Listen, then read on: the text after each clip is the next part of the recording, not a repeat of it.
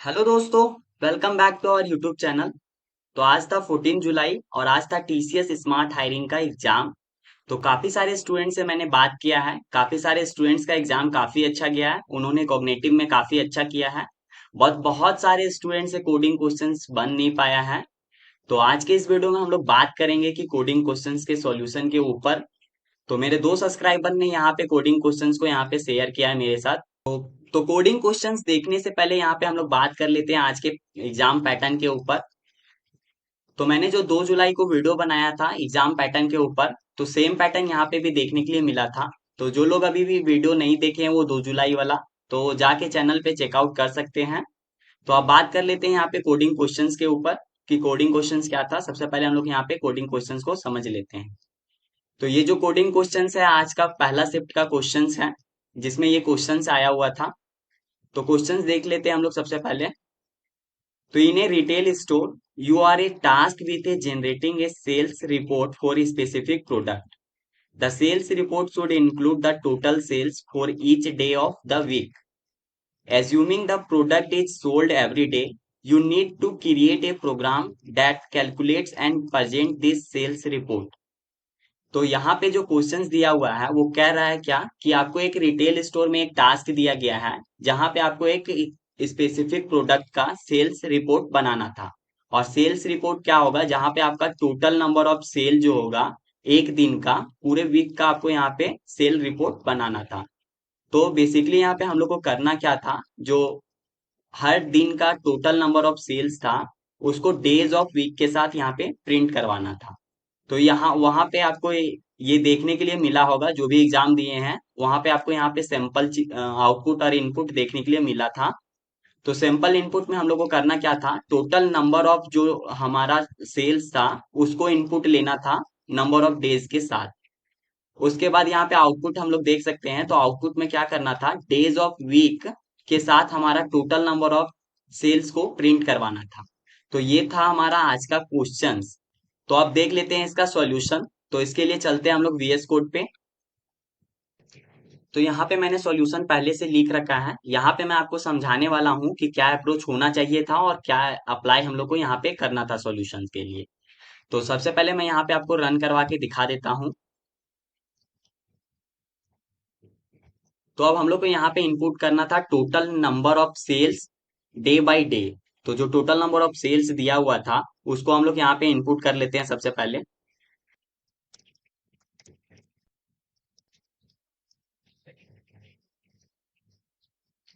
तो यहाँ पे देख सकते हैं हम लोग यहाँ पे टोटल नंबर ऑफ जो सेल्स हम लोग को वहाँ पे गिवन था, तो उसको हम लोग यहाँ पे जैसे इनपुट करेंगे तो इस तरह का हम लोग का आउटपुट आना चाहिए था। तो यहाँ पे होता क्या है कि अब कॉम्पिटिटिव प्रोग्रामिंग में जो चीज वहां पे बोला गया है बस उतना ही प्रिंट करवाना होता है, उससे एक्स्ट्रा कुछ भी प्रिंट नहीं करवाना होता है। तो यहाँ पे जैसा हम वहां पे सैंपल इनपुट था वैसे ही सैंपल इनपुट देना था, और सैंपल आउटपुट जैसा यहाँ पे एक्सपेक्टेड आउटपुट था वैसे करके यहाँ पे प्रिंट होके आ रहा है। तो अब हम लोग यहाँ पे बात कर लेते हैं इसका सॉल्यूशन के ऊपर कि क्या अप्रोच होना चाहिए था। तो हम लोग देखते हैं कोड अब। तो सबसे पहले यहाँ पे मैं बता दूं कि ये जो सॉल्यूशन है मैंने यहाँ जावा में कर रखा है। आप किसी भी लैंग्वेज में कर सकते हैं, सेम लॉजिक होगा। तो सबसे पहले हम लोग को क्या करना था कि यहाँ पे इनपुट लेना था टोटल नंबर ऑफ सेल्स। तो टोटल नंबर ऑफ सेल्स को इनपुट लेने के लिए मैंने यहाँ पे क्या किया है कि एक एरे बनाया है सेल्स नाम का, जो कि जिसका साइज है 7। तो यहाँ पे 7 एलिमेंट हम लोग एक एरे में स्टोर करने वाले थे, जो कि टोटल नंबर ऑफ सेल्स को स्टोर करेगा। तो जावा में हम लोग को इनपुट लेने के लिए हम लोग को स्कैनर क्लास के थ्रू इनपुट लेते हैं। तो यहाँ पे मैंने स्कैनर क्लास का यहाँ पे एक ऑब्जेक्ट बना लिया है। ऑब्जेक्ट बनाने के बाद यहाँ पे मैंने एक लूप चलाया है जो कि 0 से लेस देन 7 तक चल रहा है। तो यहाँ पे इनपुट कैसे होगा, तो जैसे ही मेरा आई का वैल्यू 1 0 होगा, तो जो फर्स्ट डे होगा मेरा सेल्स ऑफ 0 में फर्स्ट डे का जो डेटा होगा वो यहाँ पे स्टोर्ड हो जाएगा। जैसे ही 1 होगा उसका वैल्यू, तो 1 होने के बाद फिर यहाँ मेरा सेकेंड डे का डेटा स्टोर्ड हो जाएगा। ऐसे ही 7 डे का यहाँ पे टोटल नंबर ऑफ सेल्स यहाँ पे एरे में स्टोर्ड हो जाएगा। स्टोर्ड होने के बाद हम लोग का मेन काम था डिस्प्ले करवाना, जो कि वहां पे फॉर्मेट दिया गया हुआ था उसमें हम लोग को यहाँ पे डिस्प्ले करवाना था। तो डिस्प्ले तो करवा सकते हैं हम लोग डायरेक्ट फॉर लूप के थ्रू, बट यहाँ पे एक कंडीशन था, यहाँ पे एक फॉर्मेट दिया हुआ था, तो उस फॉर्मेट में हम लोग को प्रिंट करवाना था। तो उस फॉर्मेट में प्रिंट करवाने के लिए मैंने यहाँ पे स्विच केस का यूज किया है। तो स्विच केस में मैंने यहाँ पे एक्सप्रेशन डाला है i+1। तो इसको डालने का बस रीजन ये था क्योंकि हमारा लूप जो है वो जीरो से स्टार्ट हो रहा है। तो जब मेरा आई का वैल्यू जीरो होगा तो यहाँ पे 0+1 यानी कि डे 1। तो डे 1 में क्या होगा कि जैसे ही यहाँ पे 1 होगा तो मेरा केस 1 एग्जीक्यूट करेगा, बाकी कोई भी केस एग्जीक्यूट नहीं करेगा। तो डे 1 के लिए यहाँ पे क्या मैंने केस 1 में क्या लिख के रखा है, तो यहाँ पे मंडे, जो कि वहां पे स्ट्रिंग में मैंने डाल रखा है, वहां पे जैसा फॉर्मेट था वैसे ही।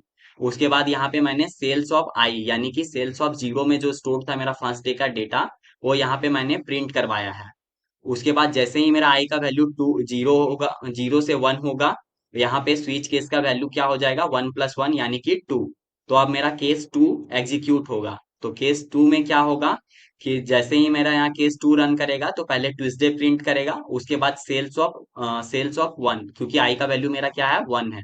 तो सेल्स ऑफ 1 में क्या है, मेरा वैल्यू जो है सेकेंड वैल्यू स्टोर था, तो सेकेंड वैल्यू जो भी दिया हुआ होगा वो वहां ट्यूसडे के साथ डिस्प्ले होगा। उसके बाद आई का वैल्यू जैसे ही यहाँ पे 2 होगा तो 2+ यहाँ पे 3। तो अब ये मेरा केस 3 एग्जीक्यूट करेगा। तो केस 3 में मेरा वेनेसडे है, वेनेसडे के साथ यहाँ पे मैंने सेल्स ऑफ आई, तो आई का वैल्यू क्या था, 2।